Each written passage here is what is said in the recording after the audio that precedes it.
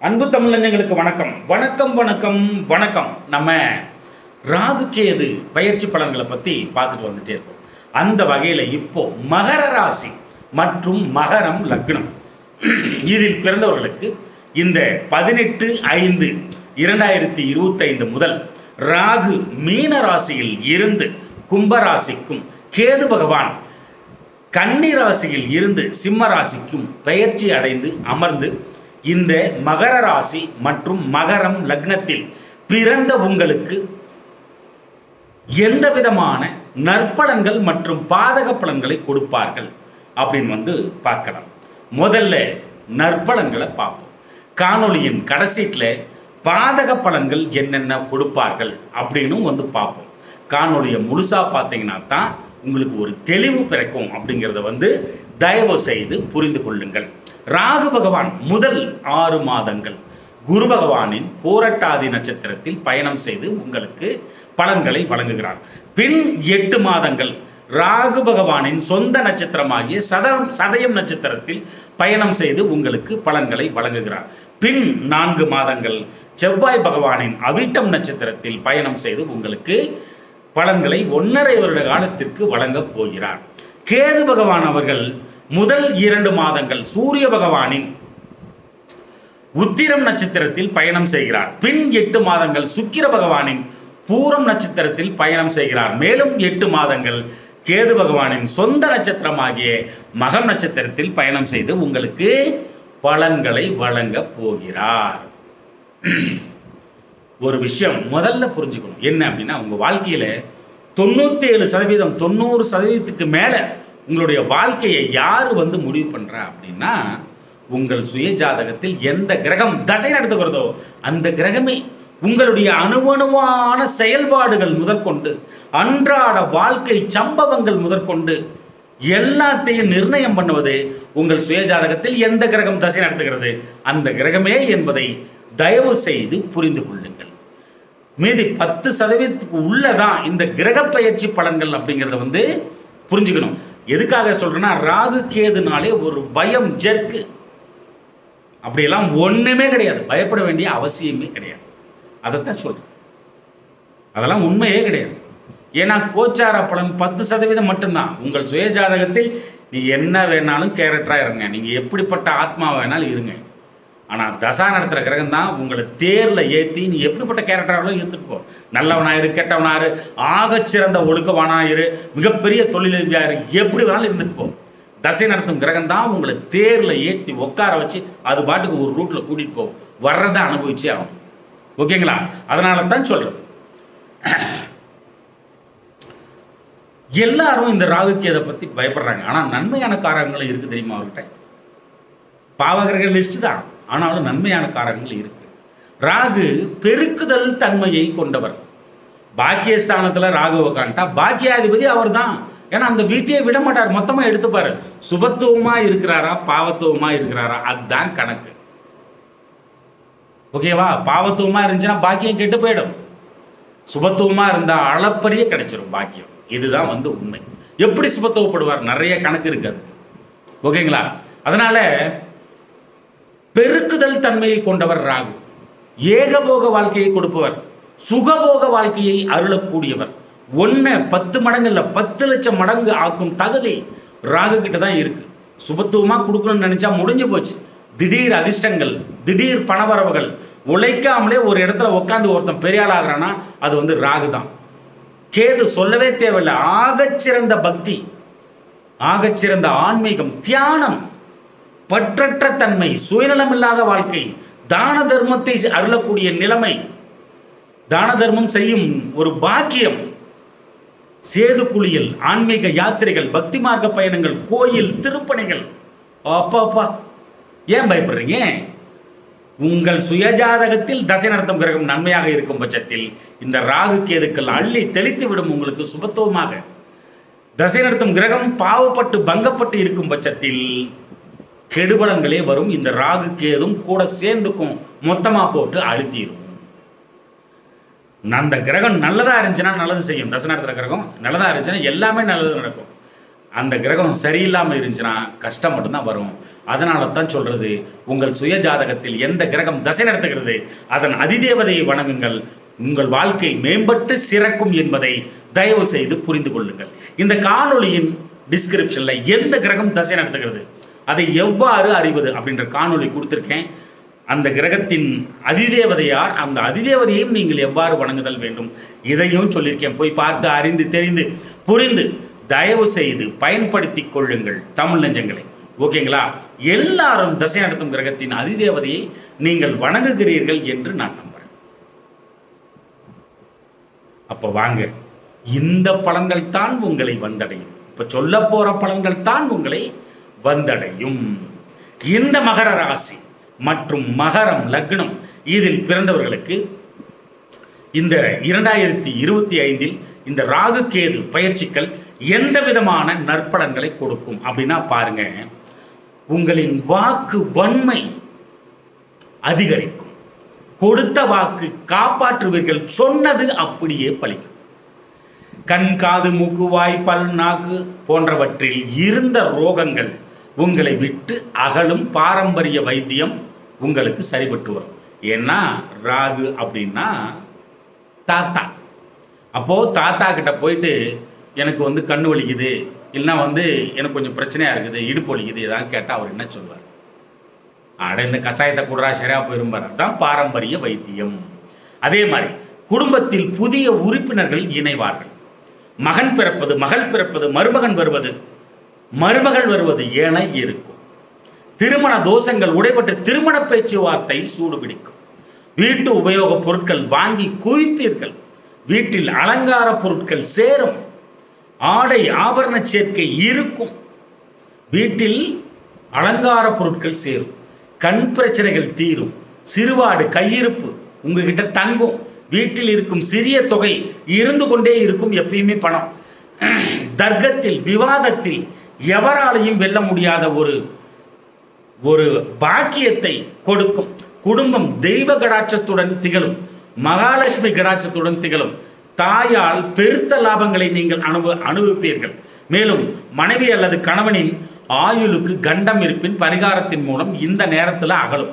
இளைய சகோதர வெளிநாட்டு பரிவர்த்தனைகள், இளைய சகோதரர்களால் வெளிநாட்டு பரிவர்த்தனைகளால் உங்களுக்கு லாபம் உண்டாகும். குடும்பத்தில் எப்பொழுதும் மகிழ்ச்சியும் குதூகலமும் சுப நிகழ்ச்சிகளும் நடந்து கொண்டே இருக்கும். உங்களின் குதர்க்கமான யாரும் கண்டுபிடிக்க முடியாத அளவிற்கு உங்களின் பேச்சு திறமை வாய்ஜாலம் அதிகரிக்கும். குதர்க்கமான பேச்சா இருக்கும். என்னடா வித்தியாசமா இருக்கான், எப்போ 10 பேர் இருக்கும்போது நீங்க பேசுறீங்கன்னா அப்படி திரும்பி பார்ப்பேன். அந்த அளவுக்கு பக்காவா இருக்கும் உங்க பேச்சு. எவனாலையும் வாய் அடைச்சிருவீங்க, வாய் அடைச்சு போயிடுவாங்க அவங்க எல்லாம். அதே மாதிரி பெரும் கலை ஞானம் வேத தர்க்க விவேகம். எப்படி?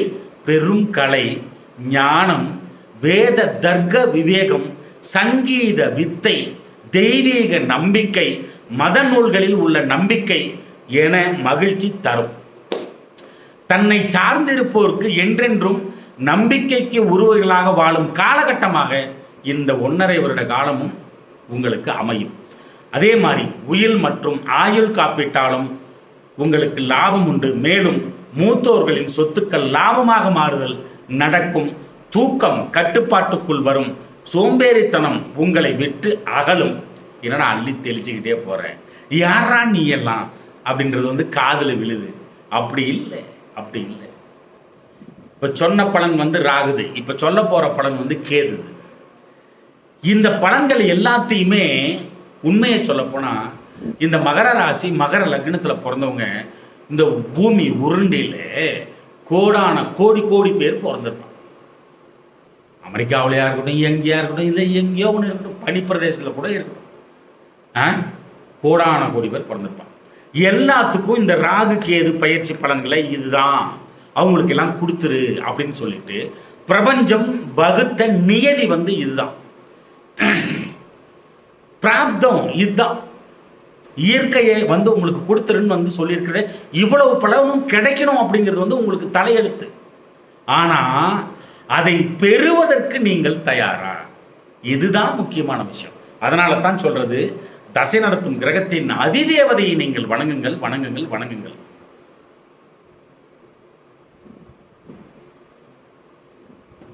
அதே மாதிரி ஆயுளுக்கு பங்கம் இருப்பின் பரிகாரத்தின் மூலம் அகலும்.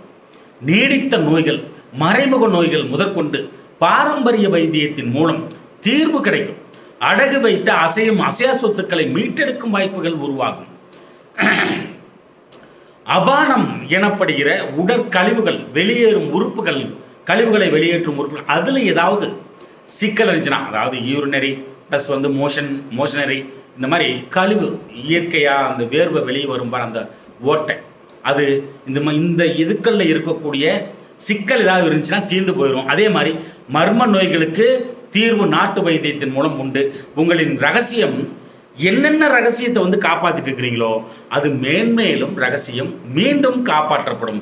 தீராத கடன்கள், பெருத்த கடன்கள், மீட்டர் வட்டி, கந்து வட்டி, தினவட்டி, இதெல்லாம் அடைப்பதற்கான ஒரு காலகட்டமாக இருக்கும். எதிர்மறை எண்ணங்கள் மாறி நேர்மறை எண்ணங்களாக மனதில் உருவெடுக்கும். அதே மாதிரி பெருத்த திடீர் சரிவுகள், திடீர்னு ஒரு சரிவுகள் சந்திச்சிருப்பீங்க இவ்வளோ நாளில். திடீர் ஒரு இறக்கம், டோட்டலாகவே டவுன் ஆயிடுறது லைஃப்பில். அந்த மாதிரி திடீர் சரிவுகளை சந்தித்தது இனிமேல் இருக்காது. அதே மாதிரி ஆச்சரியமாக இருக்கும், எப்படி அவன் வந்து திடுக்குன்னு மேலே வந்துட்டான் அப்படின்ற மாதிரி ஆச்சரியமாக இருக்கும். அந்த மாதிரிலாம் கொடுக்கும். கணவன் மனைவியிடம் இருந்த கருத்து வேறுபாடுகள் நிச்சயமாக மாறும். இழந்த மன அமைதியை மீண்டும் பெறக்கூடிய காலகட்டமாக அமையும். மேலும் திடீர் அதிர்ஷ்டம், திடீர் பண வரவுகளுக்கு குறைச்சல் இருக்காது. அதே மாதிரி உங்களின் ரகசியமான செயல்கள், தொழில்கள், வெளியில் தெரியாத சகலவிதமான பரிவர்த்தனைகளால் மிகுந்த லாபம் உண்டு. நம்பி ஏமாறுதல், வஞ்சனைக்கு ஆளாகுதல் இனி இருக்காது. தொலைந்த பொருள், திருடு போன பொருள், உடைமைகள் மீண்டும் கிடைக்கும். இதுதான் வந்து பார்த்தீங்கன்னா இந்த மகர ராசி, மகர லக்னத்தில் பிறந்த உங்களுக்கு இவ்வளவு நற்பலன்களையும் வழங்குவதற்காக இந்த ராகு கேது பயிற்சிக்கு பின் இவ்வளவு நற்பலன்களும் உங்களுக்கு கிடைக்கிறதுக்காக காத்திருக்கிறது. மகர ராசி மகர லக்னத்தில் பிறந்துட்டாலே இவ்வளவு நற்பலன் கிடைச்சிருமா அப்படின்னா வாய்ப்பு இல்லை ராசி. நான் முன் சொன்னது போலதான், எந்த கிரகம் தசை நடத்துகிறது அந்த கிரகத்தின் அதிதேவதையை நீங்கள் வணங்கும் பட்சத்தில் இவ்வளவு நற்பலன்களும் உங்கள் மீது மடை திறந்த வெள்ளமாய் பாயும் என்பதில் துளி கூட ஐயமே வைத்துக் கொள்ளாதீர்கள். வாங்க, இப்போ என்னென்ன கெடுபலன்கள் இருக்கு ராகு கேது, ஏன்னா ஒரு நல்லது ஒரு கெட்டது இப்படி இருக்குதுன்னு வச்சோங்களேன். இதுக்கு வந்து கலிகாலம், முதல்ல கெட்டது தான் வந்து சேரும். அதனால கவனமாக இருக்கணும். தசை நடத்தும் கிரகம் நன்மையானதாக யோகமானதாக இருந்து விடும் பட்சத்தில் இந்த கெடுபலன்கள் உங்களை ஒன்றும் செய்யாது. தசை நடத்தும் கிரகம் மோசமானதாக இருந்து தசை நடத்தும் கிரகத்தின் அதிதேவதையை நீங்கள் வணங்காமல் இருக்கும் பட்சத்தில் குடும்ப நிம்மதினா கிலோ எவ்வளோன்னு கேட்குற அளவுக்கு கொண்டு போய் விட்டுரும். குடும்ப நிம்மதி கேள்விக்குறியாகிவிடும். குடும்ப ஒற்றுமைக்கு பங்கம் வரும். கணவன் மனைவியிடையே பிரச்சனைகளை சந்திக்க நேரிடும். நீடித்த திருமண தடைகளை சந்திக்க நேரிடும். பேசும் பேச்சு யாருக்குமே பிடிக்காது. வளவளன்னு பேசுறான்டா இவன் அப்படின்ற மாதிரி ஆயிடும். பேசுறாடா இவன் அப்படின்ற மாதிரி ஆயிடும். எதிரிகளை வந்து பேசும் பேச்சு உருவாக்கும். கண் குறைபாடுகள், கண், காது, மூக்கு, வாய், பல், நாக்கு போன்றவைகள் பிரச்சனைகள் வரும். ஒரு இட்சிங் எனப்படுகிற ஸ்கின் டிசீஸ் இதெல்லாம் வரத்துக்கு நம்ம முகத்தில் அந்த மங்கு, கருப்பாக வர்றது இதெல்லாம் நடக்கும். உங்களின் சகலவிதமான பரிவர்த்தனைகளும் தடைகள், தாமதங்கள், அவமானங்களை சந்திக்க நேரிடும். வண்டி வாகன பயணத்தின் போது ஆகச்சிறந்த எச்சரிக்கை தேவை. இல்லை என்றால் விபத்துக்களை நீங்கள் சந்திக்க நேரிடும்.